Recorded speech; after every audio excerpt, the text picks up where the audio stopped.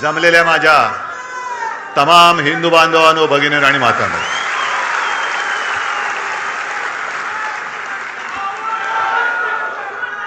आज शिवसेनेचा 60वा वर्धापन दिन आहे आणि 60वा वर्धापन दिन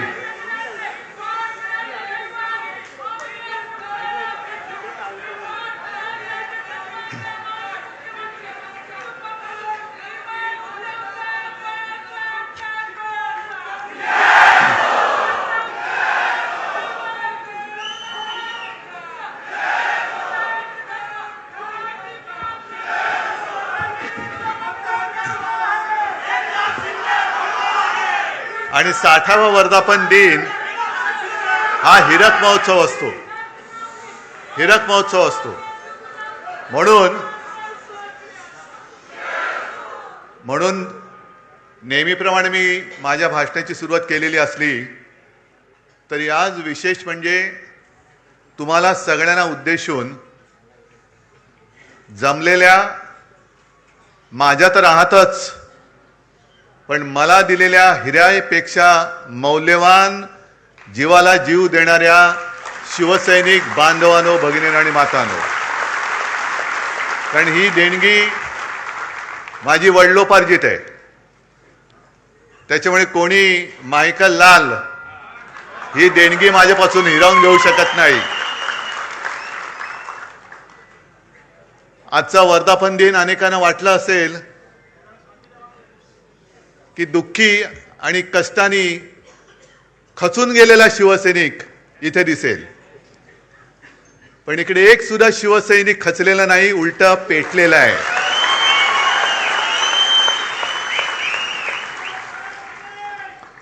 आणि त्या कांबळेला कसा तुडवला पुढचं तुम्हाला माहिती आहे, कारण अनेक जण मला सांगतात की उद्धवजी आता तरी आदेश द्या। म्हटलं आदेश बाळासाहेब कधीच देऊन गेलेत।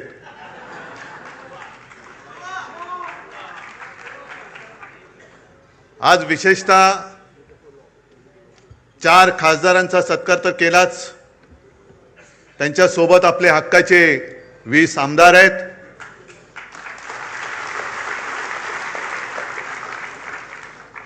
तुमच्यामध्ये बसलेले अनेक नगरसेवक आहेत आणि या चॅनलच्या माध्यमातून देशाच्या कानाकोपऱ्यात शिवसेना आणि बाळासाहेब प्रेमी हा कार्यक्रम बघतायत। तुमचा सत्कार कसा करायचा? माझा जीव ओवाळून टाकला तरी हा सत्कार पूर्ण मी करू शकत नाही, कारण संकटामागून संकट आली, येतील, पुढे येतील, पण संकटाला पुरून उरणारा शिवसैनिक माझ्यासोबत आहे तोपर्यंत मी सुद्धा करणार नाही। ही 60 वर्ष ही काही साधी नव्हती। या 60 वर्षामध्ये ज्यांनी शिवसेनेसाठी खस्ता खाल्ल्या, आज सुद्धा माझ्यासमोर अनेक जण बसलेत, तुरुंगवास भोगलेत, रक्ताचं पाणी केलंय, त्यातले काही जण आपल्यात आहेत, काही जण आपल्यात नाही आहेत। त्या सगळ्यांना मी विनम्र अभिवादन करतोय। शिवसेना प्रमुखांसोबतची ती पहिली नेत्यांची फळी,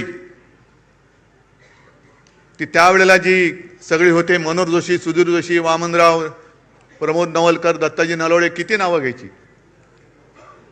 या सगळ्यांनी जे जे काही त्यावेळेला कष्ट घेतले, ते कष्ट आज महाराष्ट्राच्या कानाकोपऱ्यात आपल्याला दिसत आहेत। संकट अनेक आली, हे काही संकट नाहीच आहे।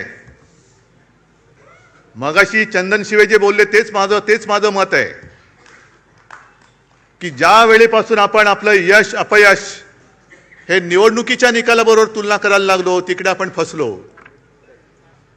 शिवसेना जे उत्तर शिवसेना प्रमुखांनी माझ्या समोर, तेव्हाचे जे होम मिनिस्टर होते, मला वाटतं इंद्रजित गुप्ता, आपली सत्ता होती, आपलं सरकार होतं, आणि एक घटना अशी घडली होती की जणू काय आता हे सरकार बरखास्त करणार, आणि ते गृहमंत्री आले होते। शिवसेना प्रमुखांना त्यांनी भेटायची इच्छा व्यक्त केली, शिवसेना प्रमुख गेले, मी सोबत होतो, आणखी नेते तेव्हा सोबत होते। आणि इंद्रजित गुप्ता म्हणजे किती जणांनी त्यांचा फोटो पाहिला असेल मला माहिती नाही, पण त्यांचा चेहराच असा होता की जणू काही बुलडॉग समोर बसलाय. आणि त्यांनी सुरुवात अशी केली आणि सगळं बोलल्यानंतर बाळासाहेबांनी त्यांना सांगितले, तुम्ही काय कराल? माझं सरकार बरखास्त कराल ना? एक लक्षात घ्या, आम्ही सत्तेसाठी जन्माला आलेलो नाही, सत्ता आमच्यासाठी जन्माला आलेली आहे.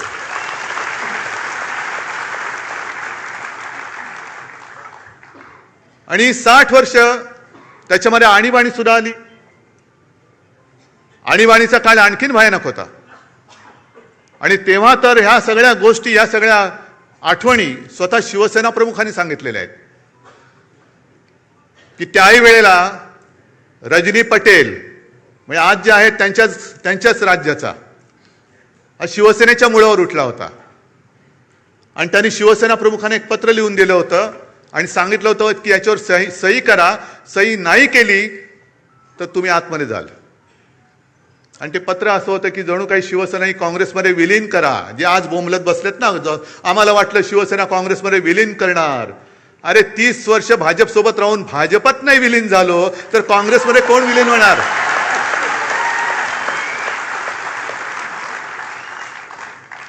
आणि शिवसेना प्रमुखांनी उत्तर दिलं होतं, मी सही करणाऱ्यांना फेकून दिलं पत्र आणि सांगितलं, जा तुझ्या पटेलला सांग, ज्या क्षणी तुम्हाला हात लावशील तेव्हा बाहेर तुझी आरती उठलेली असेल, प्रेत यात्रा निघेल तुझी बाहेर. या सगळ्या संकटाला तोंड देत देत देत आपण इथपर्यंत आलेलो आहोत. कारण काही सांगतायत. शिवसेना म्हणे काँग्रेसमध्ये विलीन होण्याची आम्हाला भीती वाटली. अरे मला भीती वाटते महाराष्ट्र भाजप आता मिंदेसेनेत विलीन होईल. कारण एक भाजपवाला मला सांगत होता की उद्धवजी काय दिवस आलेत आमच्यावर, आम्ही शिवसेनेसोबत भाजपा गावागावात पोहोचवण्यासाठी घरदार विसरून मेहनत केली, पण आता हे उपरे आमच्या डोक्यावरती बसलेत. आणि म्हणे काय सांगावं, दिल्लीतनं उद्या आदेश येईल, जा मिंदेची दाढी खाजवा. मिंदेचं म्हटलं नको, एवढं पुरेसं आहे, कळलं मला पुढचं काय ते, आम्हाला खाजवावी लागते दाढी. ही अशी वेळ आली. आहे कुठे तो भाजप, आहे कुठे? आज भाजपकडे संसदेत 2/3 मेजॉरिटी अजिबात नाहीये. पण जेवढे भाजपाचे खासदार आहेत त्याच्यात 2/3 सगळे बाहेरचे आहेत, सगळे काँग्रेसमधले आहेत, इथले तिथले आहेत. म्हणजे जे मी लोकसभेच्या निवडणुकीत बोलत होतो तेच मगाशी कोणतरी एक कवी बोलले की अरे तुम्हाला राजकारणात पोरं होत नाही म्हणून आमची का पळ होत आहे? तुमच्या वांजोटेपणावर तुम्ही उपचार करा ना. विचाराचं वांजोटेपण आहे तुमच्यामध्ये. आमची कशाला पोरं पळवतात? किती पळवाल पोरून? आमची काय तुमची पोरं पळवणारी टोळी म्हणून आमची पोरं पुरवणारी टोळी नाहीये. किती किती घेऊन जाल तुम्ही? आणि काय उद्धव ठाकरे कोणाला भेटत नाहीत. बरं उद्धवजी नाही तर आदित्य ठाकरे फिरले पाहिजेत. मग मी जर कोणाला भेटत नव्हतो तर गदाड्या तू निवडून कसा आलास? लोकसभेच्या वेळेला सुद्धा तुमच्या सगळ्यांच्या सोबत प्रत्येक लोकसभेमध्ये किमान 6 ते 10 सभा मी तेव्हा घेतल्या होत्या. 6 ते 10 तेव्हाही निवडून आलेले आहेत. पण जर का मी असं गर्वाने म्हटलं की मी तुला तिकीट दिलं, मी तुला निवडून आणलं, मी तुला मंत्री केलं, मी तुला आमदार केलं, मी तुला विधानसभेतल्या मंत्रिपदाची तिथली खुर्ची दाखवली, तर हा माझा गर्व असेल. पण मी गर्वाने नाही बोलू शकत, कारण मला माहिती आहे की उद्धव ठाकरेला किंमत नाही, उद्धव बाळासाहेब ठाकरेला किंमत आहे.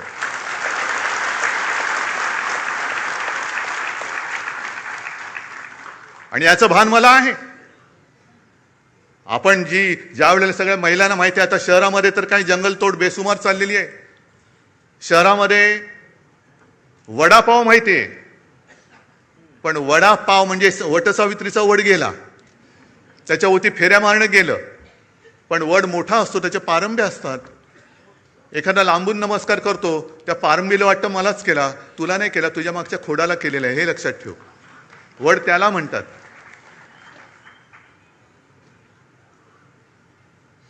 आणि मातोश्रीवरती शिंतोडे उडवत आहेत. मला कळत नाही ही कुठली अवलाद. म्हणजे ज्या शिवसेना प्रमुखांनी मराठी माणसाच्या आणि हिंदूंच्या रक्तामध्ये स्वाभिमान रुजवला, त्या रक्तामध्ये हे भेसळ कुठून आणली? ही कोणाची अवलाद आहे?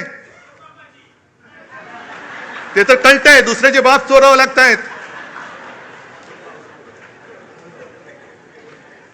कारण मला आठवत आहे की शिवसेनेची जेव्हा स्थापना झाली तो क्षण आजही माझ्या डोळ्यासमोर आहे. आणि त्या क्षणाचे आता साक्षीदार 2-3 कदाचित मी, चंदू मामा असे 2-3 राहिलो असू. मी अनेकदा सांगितलेलं आहे की तुमच्या सगळ्यांपेक्षा सगळ्यात ज्येष्ठ शिवसैनिक मी आहे. कारण शिवसेनेच्या स्थापनेचा नारळ हा माझ्यासमोर फुटलेला आहे आणि त्यातनं उडालेले तुषारे माझ्या अंगावरती उडालेले आहेत. नाही, तुम्ही त्या क्षणाला तिकडे हजर नव्हतात. खरसीकर बोलतात मी होतो म्हणून. मी तेव्हा तिकडे हजर होतो आणि ते तुषार माझ्या अंगावरती उडाले. मी मागेही बोललोय की मला कल्पना नव्हती की ते उडालेले तुषार मला एवढं भिजवून टाकतील. की पूर्ण शिवसेनेची जबाबदारी माझ्या खांद्यावर येईल. तिथपासून मी शिवसेनेची वाटचाल बघतोय. कसे कसे शिवसैनिक मोठे झाले, कसे त्यावेळेला कसं सगळ्यांच्या एक पायाकडे हात लावला तर आता कोणाला कळणार नाही. कटकट्या असायचा. माहितीये कोणाला? काय? रामपुरी. आणि ते हे आमचा टाइमपास तोच. आम्ही शाळेतली मुलं सगळे लालबाग परळ, तेव्हा परेल नव्हतं, परळ होतं. शिवसैनिक यायचे आणि तेच सुरक्षा कवच. आणि कुठून कुठून दुसरीकडनं पण सगळे शिवसैनिक यायचे. आणि मग प्रत्येक जण दाखवायचा, बघा माझा 8 काठ्याचा आहे. म्हणजे त्याला टक टक टक टक टक 8 आवाज यायचा, 11 काठ्याचा, असे सगळे ते होतं. आणि ते बघत बघत आम्ही लहानाचे मोठे झालो. तेव्हाच्या सगळ्या मारामाऱ्या एकतर म्हणजे म्हणतात ना, एक तू तरी राहशील तरी नाही तर मी तर राहीन, तशा त्या मारामाऱ्या व्हायच्या. गँग वॉर, हे तसं गँग वॉर आत्ता जसं मध्ये झालं होतं तसं गँग वॉर नाही. वाड्यांची फाईट, सोडा वॉटरच्या बाटल्या, दगडफेक वगैरे सगळं तिथून बघत बघत बघत आता जे सुरू झालंय ते सगळं काय त्याला म्हणतात, ट्रोलिंग. म्हणजे घर बसल्या शिव्या द्यायचं. पण या सगळ्यांना मला एक सांगायचंय की मातोश्रीवरती जे जळतायत, ठाकरे कुटुंबियांवरती जे जळतायत, त्यांना ठाकरे कुटुंबानी काय काय भोगलंय, काय काय सोसलंय याची जरा तरी माहिती आहे का, कल्पना आहे का? आहे. आपण बोलताना बोलतो की हा महाराष्ट्र छत्रपती शिवाजी महाराज, शाहू फुले, आंबेडकर, सावित्रीबाई फुले यांचा आहे. आहेच. पण शिवाजी महाराजांच्या वेळेला सुद्धा गद्दार होतेच. शाहू फुले, आंबेडकर सगळ्यांना त्रास झालाय. महात्मा ज्योतिबा फुले आणि सावित्रीबाई यांच्यावर सुद्धा धोंडमार आणि शेणमार झालेली आहे. आज आपण त्यांना दैवत मानतो, पण प्रत्यक्ष होते त्यावेळेला त्यांच्यावरती शेणमार झालेली आहे. शाहू महाराजांना सुद्धा त्याचा सामना करावा लागलेला आहे. त्यांची सुद्धा बदनामी झालेली आहे. कशाला माझ्या आजोबांना प्रबोधनकार ठाकरे जे सांगतात ना, प्रबोधनकारांचा वारसा घेऊन पुढे जा, पण प्रबोधनकारांना सुद्धा काय काय भोगावं लागलंय का? तर कर्मठ आणि बामणी वृत्ती, ज्या जुन्या वाईट रूढी परंपरा होत्या त्या तोडून मोडून टाकल्या पाहिजेत, याच्यासाठी प्रबोधनकार उभे राहिले होते. घराचा पत्ता नाही, कुटुंब घेऊन महाराष्ट्रभर फिरले. अनेकदा बाळासाहेबांनी सांगितलेले की त्यांची ती भावंड आणि आई, मी तर माझ्या आजीला कधी बघितलं नाही, पण विंचवाचं बिराट जसं पाठीवर असतं तसं घेऊन माझे आजोबा महाराष्ट्राच्या कानाकोपऱ्यात फिरत होते. एखाद्या गावी गेल्यानंतर कुठे आसरा मिळाला तर आजीला सांगायचं की ठीक आहे चल बघ, आणि आजी माझी सगळं काही भांडी कुंडी जी काही 2-4 असतील ती काढून काय संसार थाटायचा प्रयत्न करायची. तेवढ्यात आजोबा गावातनं फेरी मारून यायची आणि सांगायची नाही जमत, चला निघायचं आपल्याला, चालले दुसऱ्या गावामध्ये. अनेक वेळेला त्या काळी आमच्या घरावरती मेलेली कुत्री आणि कचऱ्याचे ढीक फेकले गेलेले आहेत. शिवसेना प्रमुखांनी तर काय टीका सहन केली हे तुम्हाला माहिती आहे. आज माझ्यावर टीका होते, माझ्या पत्नीवरती टीका होते, आदित्यवरती घाणेरडे आरोप होत आहेत, तेजसवरती होत आहेत. का? तर एका क्षणी ज्या वेळेला भाजपने दगा दिला तेव्हा मला जबाबदारी स्वीकारावी लागली मुख्यमंत्री पदाची, म्हणून हा जळफळाट झाला. तुम्ही नाही, तुम्ही मातोश्रीने फक्त वाढायचं काम करायचं, जेवायचं काम ते करणार. जे काय मिळेल, मंत्री मीच झालो पाहिजे, मुख्यमंत्री मीच झालो पाहिजे, माझं ड्युटा कार्ट खासदार झालं पाहिजे, मंत्री झालं पाहिजे, मातोश्रीने भोगायचा मातोश्रीला अधिकार नाही. नाहीच आहे, आम्हाला नको आहे काही. पण सोसायचं किती? उद्धवजींचं ठीक आहे, पण आदित्यने फिरायला पाहिजे. अरे पण जेव्हा जेव्हा आमच्या कुटुंबावरती हल्ले झाले, कोणाचे असे शाब्दिक किंवा काही आरोप केल्यानंतर यापैकी या गदड्यांपैकी एक तरी छातीची ढाल करून आमच्या समोर उभा राहिला होता त्यांच्या वार झाल्याला. आज जी काही गद्दारी झालेली आहे, मी त्या वॉर्डातल्या तमाम मतदारांची आज जाहीर माफी मागतोय. कारण त्या सगळ्या मतदारांनी अगदी मोदींची लाट असताना त्यांच्या विरोधात माझ्यावरती, बाळासाहेबांवरती विश्वास ठेवून यांना निवडून दिलं होतं.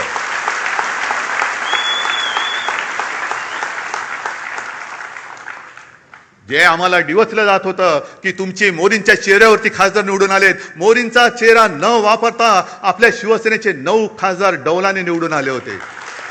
काही थोडक्यात गेले. एक तरी इथली तर सीट चोरलीच. कुठे होते मोदी? आणि त्याच्यानंतर म्हणजे तेव्हा भाजपचे 20 पेक्षा जास्त खासदार ते पण 9 झाले. आणि आज परत फोडाफोडी कशासाठी फोडताय? काय मिळवायचंय काय तुम्हाला? म्हणजे सत्ता पिपासू किती व्हायचं? सरदार वल्लभभाई पटेलांनी मराठवाड्यामध्ये पोलीस कारवाई केली, ती का केली होती? रजाकारांना घालवण्यासाठी आणि तो प्रांत आपल्या देशात आणण्यासाठी म्हणून पोलीस कारवाई केली होती. आणि यांनी काय केलं? 2-2.5 लाख सीमा सुरक्षा दल घुसवलं. कुठे घुसवलं? बंगालमध्ये एका महिलेला हरवण्यासाठी निवडणूक आणि स्वतःचा पक्ष जिंकण्यासाठी देशाचं सुरक्षा दल तुम्ही वापरता. कोणालाच काय वाटत नाही. ममता बघा कशा लढतायत. काय होतंय? हारल्यानंतर किती देशामध्ये प्रतिक्रिया उमटली. 2.25-2.5 लाख फौज जर तुम्ही निवडणूक जिंकण्यासाठी वापरत असाल, स्वतःच्या पक्षासाठी वापरत असाल, तर मणिपूरमध्ये का नाही घुसवत? अजून 12 वर्ष होऊन गेली. पाकव्याप्त काश्मीरमध्ये अजून का नाही घुसवली? चला उद्या घुसवा. शिवसेना तुम्हाला जाहीर पाठिंबा देते. देशाचा हिताचा निर्णय घ्या ना तुम्ही. असं तोडून फोडून भामटेगिरी करण्यापेक्षा बोलवा ना आम्हाला. आम्ही तर पाकिस्तानी नाही होत ना. माझ्या घराण्याचा इतिहास आहे. तुमच्या असलं तर तुम्ही पण सांगा. असेल, मी कुठे नाही म्हणतोय. आम्ही पाकिस्तानातून आलेलो नाही आहोत. आम्ही सुद्धा देशप्रेमी आहोत. तुमच्या एवढेच किंवा तुमच्यापेक्षा जास्त, काकणभर जास्त आम्ही देशप्रेमी आहोत. आणि आज जे आपल्याला विरोध करतायत हे तेच आहेत ज्यांनी शिवसेना प्रमुखांना विरोध केला. पण तेव्हा शिवसेना प्रमुखांची गरज होती त्यांना. माझ्या आजोबांना विरोध करणारे हे गोमूत्रधारी जे होते, त्या प्रवृत्त्या परत बोकाळलेल्या आहेत. हो, मी त्यांना गोमूत्रधारीच म्हणतो. हे हिंदुत्व नाहीये, हे भोंदुत्व आहे. आमचं हिंदुत्व हे शेंडी जाणवाचं नाहीये. आमचं हिंदुत्व हे राष्ट्रीयत्व आहे. आमचं हिंदुत्व हे राष्ट्रीयत्व आहे.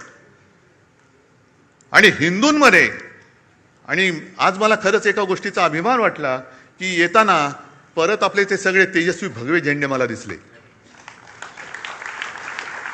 कारण मी मागेच सांगितलंय, मशाल वेगळी ठेवा आणि भगवा वेगळा ठेवा. छत्रपतींचा भगवा होय, वारकऱ्यांचा भगवा, हिंदूंचा भगवा, महाराष्ट्र धर्माचा भगवा, त्याच्यावरती दुसरं कोणतेही चित्र नकोय. आणि जो भगव्यामध्ये भेद करतो तो अस्सल हिंदू असूच शकत नाही. त्याच्या रक्तामध्ये ही गद्दारांची, बेईमानीची, अवलादीचं, भेसळीचं रक्त आहे. भेसळयुक्त रक्त हे भगवा हातात घेऊ शकत नाही, घेता कामा नये. आज शिवसेना 60 वर्षाची झाल्यानंतर पुढे काय करणार? ज्या पद्धतीने आजच्या देशाचं राजकारण चालू आहे हे बघितल्यानंतर जनतेचा लोकशाहीवरचा विश्वास आता उडत चाललेला आहे. म्हणजे आज 2 कवींनी त्यांच्या कविता सादर केल्या. इंस्टाग्रामवरती आज मी एक कार्टून पाहिलं, ते पण सांगणार आहे. आणि एका कवीची एक कविता ती पण आत्ता मला आठवली. आपण काय म्हणतो? मशाली समोरचं बटन दाबा, आम्हाला मत मिळेल. काँग्रेस काय म्हणतं? हातासमोरचं बटन दाबा, आम्हाला मत मिळेल. पवारसाहेब म्हणतात तुतारीचं बटन दाबा, आम्हाला मत मिळेल. भाजप म्हणतात तुम्ही कोणाचंही बटन दाबा, तो माणूस आमच्याचकडे येणार आहे. मग निवडणुकीचा खर्च करता कशाला? आणि आता हे जे दिवस चाललेले आहेत ते बघितल्यानंतर डॉक्टर लोक आता प्रश्नचिन्हांकित झाले, तर आपण नेमकं करतो काय? कारण जे कार्टून मी म्हणत होतो ते सोशल मीडियावरती आज आले. एका सोने चोराला पोलिसांनी पकडलंय आणि तो चोर त्यांना सांगतो, "ओ साहेब, चोरी म्हणू नका, ऑपरेशन गोल्ड म्हणा." त्याशिवाय डॉक्टर आता गोंधळलेत की आपण चोरी करतोय की ऑपरेशन करतोय. पण हे असं ऑपरेशन जर होत असेल तर तुम्हाला सगळ्यांना आणि आपल्या देशाला मिळून ऑपरेशन कमळ करावं लागेल. हा लोकशाहीचा धोका आहे. लोकशाहीला हा धोका आहे. देश असंच जर का चालत राहिलं तर देश अराजकाच्या दिशेने चाललेला आहे. ही मला वाटणारी भीती आहे. मी भाकीत करणारा नाहीये. ज्योतिषावरती तर माझा बिलकुल विश्वास नाहीये.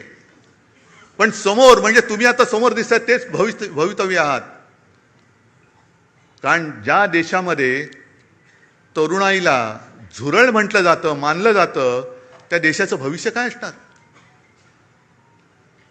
आपल्याला जे काही या निवडणुका हे जिंकतायत, वाटेल ते करून निवडणुका जिंकतायत आणि पदं बळकावतायत. बरं, एवढं तर कमी पडतंय. तुमच्याकडे बहुमत आहे तरी स्थानिक स्वराज्य संस्था असतील, आणखीन काही असेल, पलीकडनं कोणाला अर्जच भरू द्यायचा नाही. अर्ज भरला रे भरला की उचल त्याला. कशासाठी हे करताय? एवढं सगळं मिळून तुम्ही जाणार आहात कुठे? काय करणार आहात देशाचं? आणि मग ते जे नड्डा बोलले होते की देशामध्ये फक्त एकच पार्टी राहील, वन नेशन वन इलेक्शन, हा एक भाग. पण यांची वाटचाल वन पार्टी नो इलेक्शन कडे चाललेली आहे. एकच पार्टी राहील, दुसरी पार्टी राहताच कामा नये आणि सगळं काही आमचं, याच्याकडे या दिशेने चाललेली आहे. पण त्यांना मला सांगायचंय, भाजप सुद्धा कधी काळी आपला दोस्त होता, त्यांना मला एक प्रेमळ सल्ला द्यायचा आहे की तुम्ही या वाटेने जाल तर दीर्घकाळ सत्ता तुम्हाला लाभणार नाही. आणि ज्यांना आपण आपल्या देशाचं भाग्यविधाते समजतो त्या तरुण मुलांना जर का तुम्ही झुरळ समजत असाल तर एक लक्षात घ्या, आपलं स्वातंत्र्य हे निवडणुका जिंकून मिळालेलं नाही. त्या वयातल्या मुलांनी क्रांती केली म्हणून आपल्याला स्वातंत्र्य मिळालेलं आहे. ती मुलं जर का पेटली तर हे तुमचं सरकार सुद्धा राहणार नाही. काढा ना, काय वय होती? खुदिराम बोस 17 वर्ष, अनंत लक्ष्मण कानेरे काय वय होतं? भगतसिंग काय वय होतं? राजगुरू काय वय होतं? ही सगळ्यांची वय काढा. ही आताचा जो काही शब्द आहे जेन झी, त्या जेनझीच्या वयोगटातली सगळी मुलं होती. काय बेकार होती? अशीच फिरत होती. त्यांना काय उद्योगधंदे नव्हते. चाफेकर बंधू किती वर्षाचे होते? पण त्यांना माहिती पण नव्हतं देश स्वातंत्र्य नाही, माझा देश गुलाम आहे, माझी भारत माता गुलामगिरीत राहता कामा नये. मेलो तरी 72, पण मी माझ्या देशाला स्वतंत्र करेन. आता देश म्हणजे कोण? आपण. देश म्हणजे मला एक शाळेमध्ये धडा होता, देश म्हणजे देशातील माणसं, दगडधोंडे नाहीत. आपण सगळे आहोत, पण आपलेच जर का दगडधोंडे झाले तर मग हे स्वातंत्र्य उपभोगणार आहे कोण? कोण उपभोगणार आहे? बरं, चला एक असा विचार करून चालतो की याच्या पुढे शिवसेना निवडणूकच लढवणार नाही. काय करणार आहेत बोला? काय करतील? बरं, तुमच्यापैकी किती राहतील माझ्यासोबत? बघा, एकही तिकीट मिळणार नाही. मग काय करतील?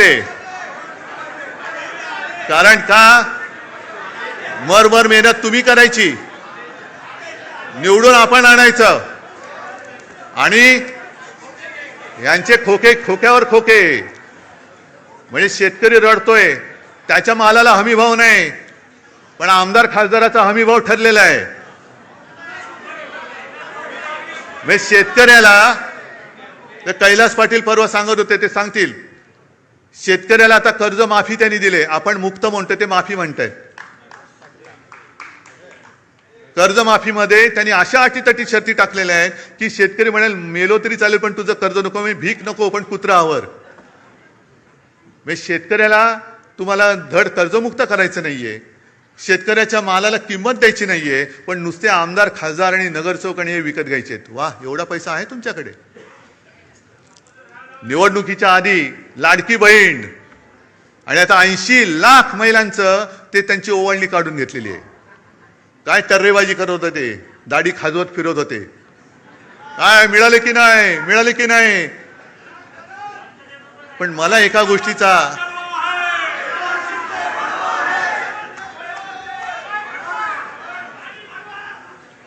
गोष्टीचं थोडं वैषम्य वाटतं की अरे मेहनत तुम्ही केले ना, मत तुम्ही दिले ना, मग जाब विचारण्याचा अधिकार तुम्ही का सोडताय? का नाही जाब विचारत? हिम्मत होते कशी? होते कशी? आदेश काय देऊ? निवडून आणा म्हणून तुम्हाला मी आदेश दिला होता, तुम्ही निवडून दिलं, मग मेहनत तुम्ही घेतलेली आहे. मेहनत केल्यानंतर जाब विचारण्याचा अधिकार तुमचा आहे, तुम्ही तो बजावत नाही आहात. विचारा जाब त्यांना. आणि मी स्वतः बघितलेलं आहे, हे आता जे गेलेत त्याला कैलास साक्षीदार आहे. माझं भाषण झाल्यानंतर तुडुंब सभा होती. माझं भाषण झालेलं एक शेतकरी आला, मळके कपडे, शेतकऱ्याचे कपडे तसेच असतात, आणि एक बटवा घेऊन आला. मला म्हणाला की उद्धवजी, तुमच्या हस्ते ही मला मदत आपल्या उमेदवाराला द्यायची आहे. किती असेल हो त्याच्यामध्ये पैसे? हा, काय शेतकऱ्याची कमाई किती असेल, किती पैसे असतील त्याच्यामध्ये? मी नाही बघितले. पण एवढूसा बटवा होता, पण तो प्रेमाने द्यायला आला होता, आणि त्या प्रेमाच्या 1 रुपयाने ती निवडणूक आपण जिंकलो होतो. समोरून पैशाचा महापूर होता, धबधबे कोसळत होते. 50 कोटी काय, 100 कोटी काय. का तर शिवसेनेला हरवायचं. त्याच्यासाठी हा हरामाचा पैसा हे आपल्या समोर ओतत असताना शेतकऱ्यांसारखी साधी गरीब माणसं त्याच्या कष्टाचा पैसा देऊन आपले खासदार त्यांनी जिंकून आणले होते. कुठे फेडाली पाप? कुठे फेडाल? आणि तेच उमेदवार बोलले होते की खंडोजी खोपडे नाव घेतलं तर तुम्ही काय म्हणता? सूर्याजी पिसाळ नाव म्हटल्यानंतर तुम्ही काय म्हणता? मग 400 वर्ष झाली तरी त्यांच्या कपाळावरचा गद्दारीचा शिक्का पुसला नाही. यांना किती वर्ष लागतील यांच्या कपाळावरचा शिक्का पुसायला? हे ज्यांनी विचारलं त्यालाच विचारा आता, तू काय म्हणतोय?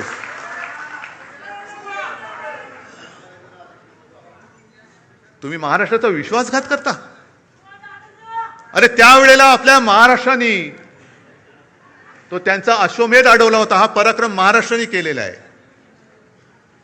त्याही वेळेला काँग्रेस सोबत होतीच ना. काँग्रेसच्या नेत्यांच्या सभा तुम्हाला हव्या होत्याच ना. आज एकदम तुम्हाला वाटायला लागलं की शिवसेना काँग्रेसमध्ये विलीन होईल. शिवसेना विलीन होण्यासाठी आलेली नाहीये, तर शिवसेना ही मराठी माणसाच्या आणि हिंदुत्वाच्या रक्षणासाठी आणि न्याय हक्काच्या लढ्यासाठी जन्माला आलेली आहे. आणि मग काँग्रेसचा विषय काढलाच आहात तर तेही तुम्हाला सांगतो, काँग्रेसने सुद्धा आपल्याला छळलंच नाही, म्हणतच नाही मी. आपला अर्ध्याहून अधिक आयुष्य हे काँग्रेस बरोबरच्या दुश्मनीमध्ये, राजकीय वैरामध्ये गेलेलं आहे. अगदी टोकाचं वैर, अगदी काय तिखट टीका आपण केलेली आहे. आणि टीका कोणासाठी केली? भाजप सोबत होता आपल्या म्हणून, भाजपसाठी म्हणून. काही वेळेला त्यांचे वार शिवसेना प्रमुखांनी त्यांच्या अंगावरती घेतलेले आहेत. बाबरी पाडल्यानंतर हे सगळे भाजपवाले पळून गेले होते पाय लावून पार्श्व बघायला, तेव्हा शिवसेना प्रमुख फक्त उभे राहिले होते. कोणासाठी उभे राहिले होते? कोणावरचं संकट त्यांनी आपल्यावर घेतलं होतं? या सगळ्या गोष्टी तुम्ही विसरून गेलात. अगदी बाबरी पाडल्यानंतर सुद्धा आरोपी नंबर 1 का 2 हे आपले हिंदू हृदय सम्राट होते. मला वाटतं 1 नंबर अडवाणी, 2 नंबर शिवसेना प्रमुख. लखनौ कोर्टात पण जावं लागलं होतं. सीबीआयची चौकशी झाली, पण बाळासाहेबांनी त्यांनी सीबीआयने तिकडे नाही बोलवलं. सीबीआयचे अधिकारी व्यवस्थित येऊन आदबीने शिवसेना प्रमुखांना विचारून गेले होते. काँग्रेसने सुद्धा आपली माणसं फोडली. काही माणसं आपण काढून टाकली होती ती त्यांनी घेतली. पण कधीही काँग्रेसने त्याच्यापैकी कोणालाही मुख्यमंत्री केला नव्हता. मुख्यमंत्री कुठे होता? कधी काँग्रेसने आपल्याला छळलं असं छळलेलं नव्हतं. कधीही काँग्रेसने मातोश्रीवरती डोळे असे हावरटासारखे उगारून बघितलेले नव्हते. पण आज भाजपा शिवसेना मुळासकट उखडून टाकायला निघालेला आहे. मातोश्रीला बदनाम करायला निघालेला आहे. हा फरक आहे. आणि ही संस्कृती भले काँग्रेस कोण असेल ती असेल, पण तुमच्या हिंदुत्वापेक्षा काँग्रेस त्यांच्या शब्दाला जागलेली आहे. ज्या मातोश्रीने, ज्या बाळासाहेबांनी, कोण तुम्ही असाल, तडीपार होतात, कशासाठी तडीपार झाला माहिती नाही, आपला वाचव याला, तुम्ही काय केलंय, काही का असे नाही, असू दे त्याला, बसू दे त्याला, हे सगळं बाळासाहेबांनी सोसलं, भोगलं. त्याची फळं तुम्ही आम्हाला दाखवताय. राजकारण हे एवढं गडूळ कधीच झालेलं नव्हतं. खरं म्हणजे राजकारणामध्ये 2 माणसं इकडे तिकडे गेली, 4 माणसं, हे ठीक आहे, पण पक्ष तुम्ही संपवायला निघालेला आहात. ज्या पक्षाने तुमचं बोट धरलं नसतं तर तुम्हाला कोणी ओळखलं नसतं, तुम्ही तिथेच त्याच वेळेला गाडले गेला असतात, त्यांना तुम्ही आज संपवायला निघालात. बरं, आज मी आणखीन मुद्दामून एक हे ऐकवतोय. हे आता जे त्यांचं चाललेलं आहे सगळं, की टू थर्ड हे कायदेतज्ञ उल्हास बापट की 2/3 लोकांची संमती असावी लागते, या मुद्द्याचा आधार घेतला जातोय. पण तो अर्धवट आधार घेतला जातोय. आता 10व्या शेड्यूलमध्ये असं म्हटलेलं आहे की जर का एखाद्या सदस्याने आपणून पक्ष सोडला तर तो डिस्क्वालिफाय होतो या 10व्या शेड्यूल खाली. आणि मग 4थ्या पॅराग्राफमध्ये लिहिलंय की यातनं कोण कोण वाचू शकतं, तर पक्षाने जर का विलिनीकरण केलं आणि त्याला 2/3 सदस्यांनी जर का संमती दिली तर ते वाचतात. म्हणजे निर्णय जो आहे मर्जरचा तो पक्षाने घ्यायचा. या 6 लोकांकडे तो मर्जरचा निर्णय नाहीये. हे त्या तिकिटावर निवडून आलेले, तो पक्ष नाहीये, पक्ष वेगळा आहे. त्यामुळे इथे निर्णय जो आहे तो उद्धव ठाकरेंनी घ्यायचा आहे. आणि मग जर का 2/3 असतील तर ते वाचतील. तर आता याच्यावर सुप्रीम कोर्टाने आतापर्यंत 4 वर्ष हा खटला पडू नये, अजून सुप्रीम कोर्टाने याच्यावर निर्णय दिलेला नाही. मला तर काही वेळा असं वाटतं की इतक्या उदात्त हेतूने हा अँटी डिफेक्शन लॉ केला होता 85 साली, की ही जी संसदीय लोकशाही आहे त्याचा आत्माच मुळी पक्ष पद्धती आहे. तर ती निकोप ठेवायची असेल तर पक्षांतर बंदी कायदा पाहिजे म्हणून हा केला. त्याचं इतकं विकृतीकरण गेल्या काही दिवसांमध्ये केलंय 4 वर्षामध्ये, आणि सुप्रीम कोर्ट गप्प बसलंय. तर मला तर काही वेळा असं वाटतं राज्यघटना शिकवणारा म्हणून की या विकृतीकरणाला सगळ्यात जास्त कोणी जबाबदार असेल तर सुप्रीम कोर्टच जबाबदार आहे.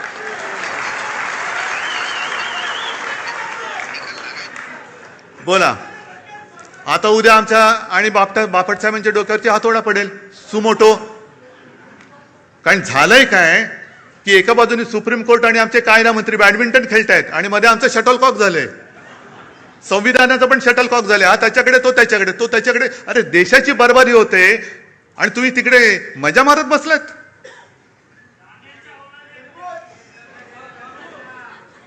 पण आता विचार सगळ्यांनी केला पाहिजे, केवळ शिवसेनेने नाहीये. हा विषय शिवसेनेचा नाहीये. का शिवसेना पाहिजे, एक तर शिवसेना हवी आहे की नकोय, हा विचार सगळ्यांनी करा. महाराष्ट्राने केला पाहिजे. आज सुद्धा मी जेव्हा जातो, म्हणजे अगदी ठीक आहे, मी जिल्हा परिषद निवडणुकीला नाही फिरलो कोणी. याचं कारण मला स्थानिक नेते उभे राहिले पाहिजेत. त्यांच्या जीवावरती तुम्ही शिवसेनेची धुरा ही स्थानिक पातळीवर तरी सोपवणार आहात की नाही? का प्रत्येक वेळेला आपले पंतप्रधान येतात, अगदी दूध संघाच्या निवडणुकीला सुद्धा भाई और बहिनो, मग माझे स्थानिक लोक आहेत कुठे? बरं, तुम्ही खासदार आहात, तुम्ही आमदार आहात, अरे करा ना निवडणूक, लढवा. पण ज्या वेळेला आपत्ती आली होती मराठवाड्यावरती, या गेल्याच वर्षी जमीनच्या जमीन वाहून गेली होती, शेतकऱ्याची जमीनच्या जमीन, महापुरामध्ये घरं वाहून गेली, भांडीकुंडी वाहून गेली, वह्या पुस्तकं वाहून गेली.